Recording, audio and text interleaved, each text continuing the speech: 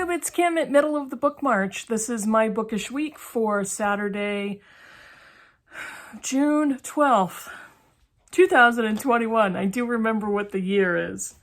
So I had a pretty good reading week. I have to say though, I've been reading some pretty heavy-duty stuff. It's starting to get to me. It's starting to get to me. It's getting to my head. But I am getting ready for July, which will be a little easier, and then August, which will be even easier than July. Everything's been really good. It's just some pretty heavy topics. I ended up getting the nonfiction round for the BookTube prize this round, which is great.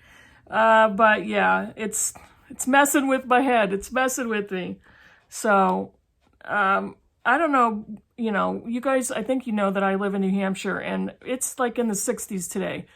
Earlier in the week it was in the 90s. It's so bizarre. I can't regulate. I'm starting to sneeze all day because the allergies are getting to me and the change of temperature.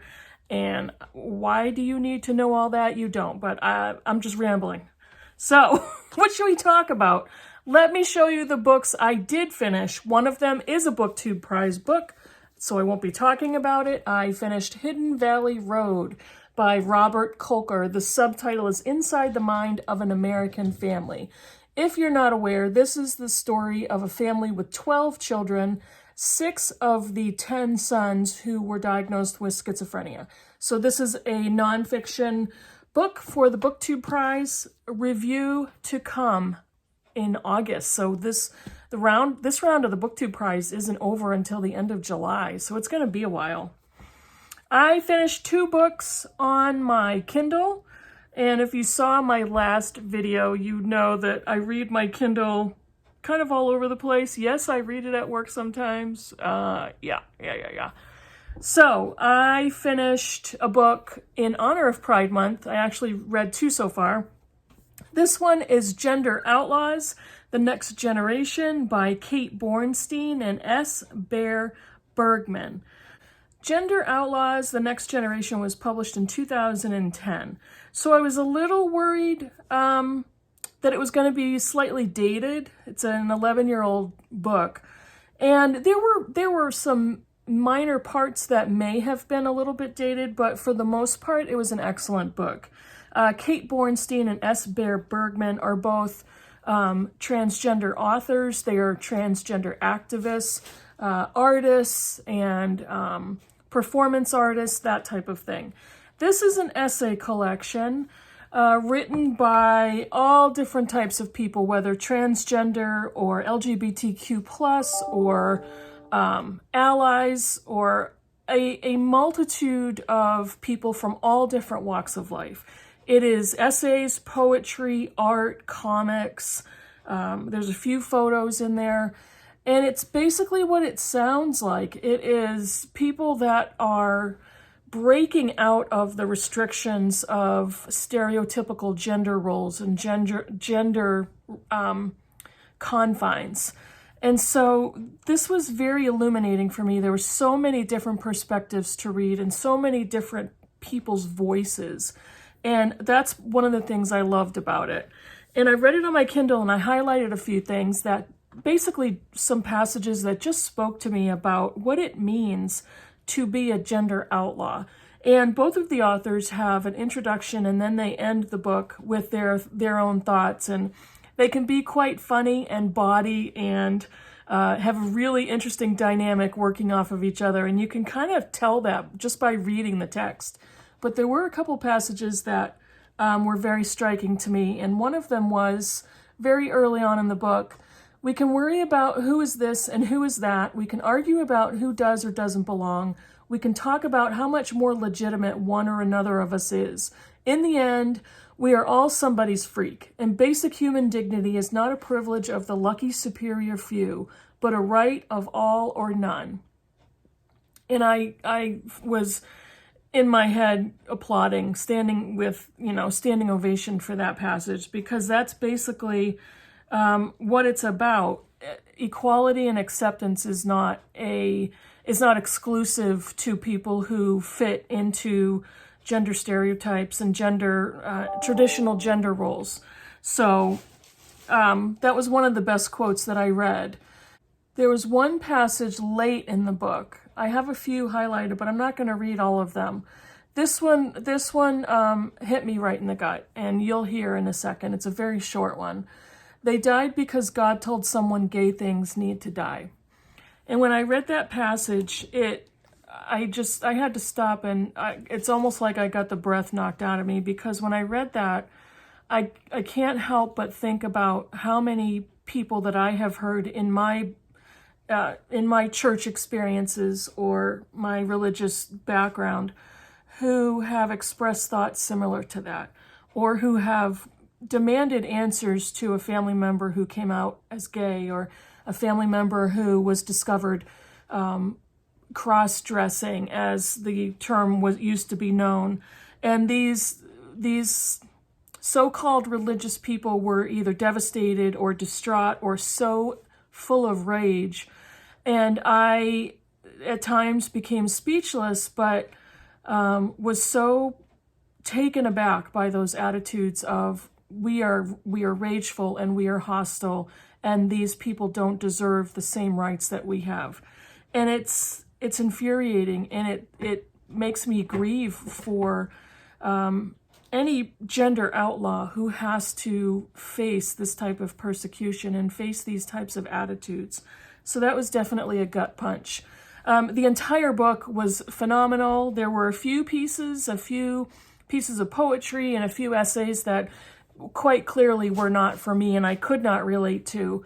There were so many different writing styles and artistry that it's a very good book for anybody who is really eager to read those different perspectives and learn something, and just get a reminder that we all deserve the same basic human rights, and we all deserve to be who we are.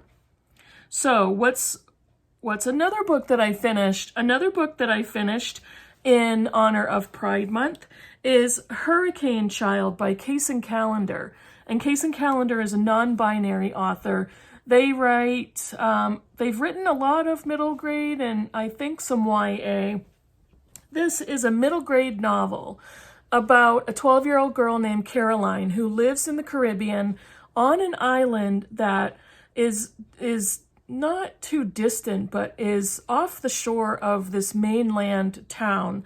And she has to be ferried into the mainland to go to school. Her mother is not in the picture in the family. And we know right from the very beginning that she is devastated by the lack of her mother's presence. And throughout the entire book, her goal is to find out where her mother is, what happened to her mother.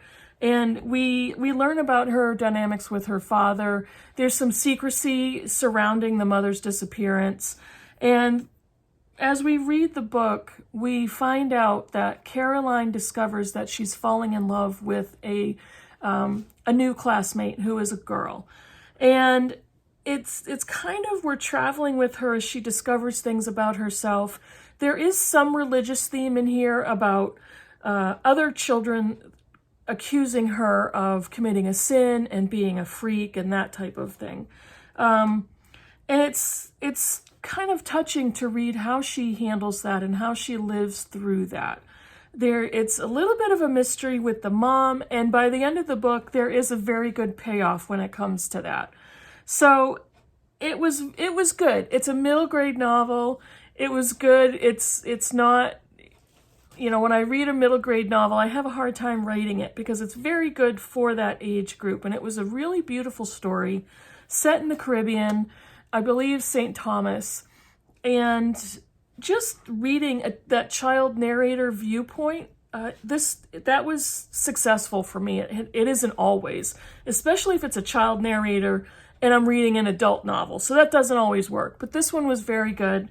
And it's very easy to hand to a middle schooler or a middle grade reader and say, you might really like this book. It's great for inclusivity and for allowing kids that age to possibly see themselves in the narrative. So I really enjoyed that. Those are the three that I finished. So that didn't take very long. What am I currently reading? I'm currently reading 4 books, and 4 is going pretty well. 2 of them are super long, and one of them is physical and one of them is Kindle. So Let me show you or tell you about the Kindle book that I'm currently reading. It's another book in honor of Pride Month for June, and I might not be able to fit in any more. I'm looking around. It depends. It depends on how much I get done with the BookTube Prize books. And yeah, we'll see. We'll see. This one is Ace by Angela Chen. And the subtitle is, hold on, What Asexuality Reveals About Desire, Society, and the Meaning of Sex. And yes, I had to take my glasses off to read it because I'm reading it off my little tiny Kindle screen and I can't see. So I just started reading this one, and I just watched a review yesterday or the day before from Slanted Spines, and I'm going to link her channel below. And it was an excellent review, and I kind of made a comment that I was going to start reading that book this month. So I don't often watch reviews for books I haven't read yet. I don't want to get spoiled, but she gave a great review of this book. Excellent thoughts, and so far it's a really interesting topic that I am really glad that I'm reading about, so I can learn more about that. The other four, two of them are for the BookTube Prize. I am in the midst of Red Comet by Heather Clark, the Short Life and Blazing Art of Sylvia Plath. So this is another BookTube Prize selection for nonfiction. And I am also listening to A Promised Land by Barack Obama in the car, old school with my library CDs in a big giant box. I think I'm on CD number 6 or 7 out of 23. What did I say the last time? 28? I think it's 28. So it's not going too badly. So that's another BookTube Prize for nonfiction. And this one is a book for the Barter Horde's Backlist Book Club. And it's a reread for me, but I read it many years ago. This is Dorothy Allison's Bastard Out of Carolina. I am about a third of the way through. I just sat down yesterday and read a third of the book, and I will finish it this weekend.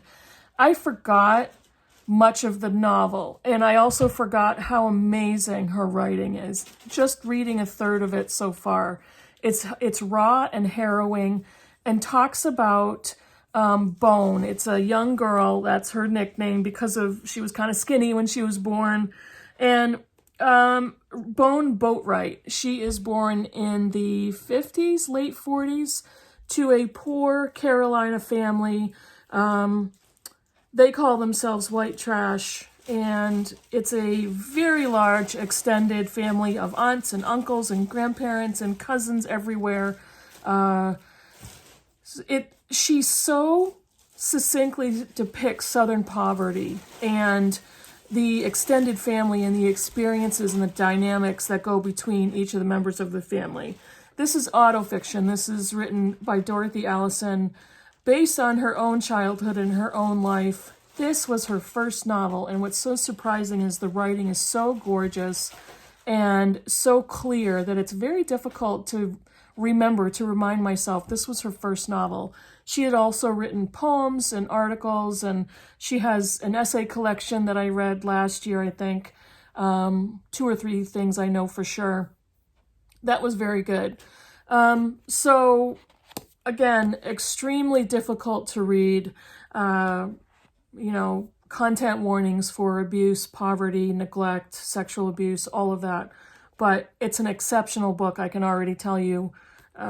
After my reread of just reading a third of it so far, it's so good. Another one, I haven't started this yet, but this is my 6th book for my BookTube Prize round for nonfiction. It's After the Last Border by Jessica Goudot, and I got this from my library, and I probably should start it soon. But I'll have to finish a few things first before I pick that one up. I think Red Comet, that will be an easy one to stretch out. If I read 1 chapter a day or every other day or however, I have plenty of time to finish it. And I think by listening to A Promised Land in the car, I also have plenty of time to finish that one. As long as I can renew them, those are both from Red Comet is not, but if I can renew A Promised Land at the library, if nobody puts a hold on it, then I'll be good. I'll be good. I have a couple of other books that are on the docket for this month.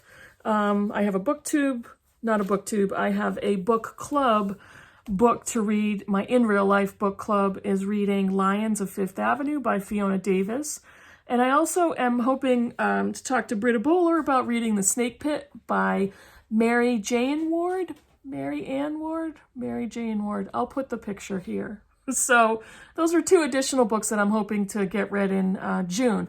Britta, no pressure. If you can't get to The Snake Pit until July or later, no problem at all. No worries whatsoever. I think that's about it. Yeah, that's it for me for my Bookish Week for last week. Let me know in the comments below what you think of any of the books I'm reading or any of the books that I already read. Tell me what you're reading, and that's about it. Thanks very much for watching the video, and I hope you have a good rest of the weekend. Bye, everybody.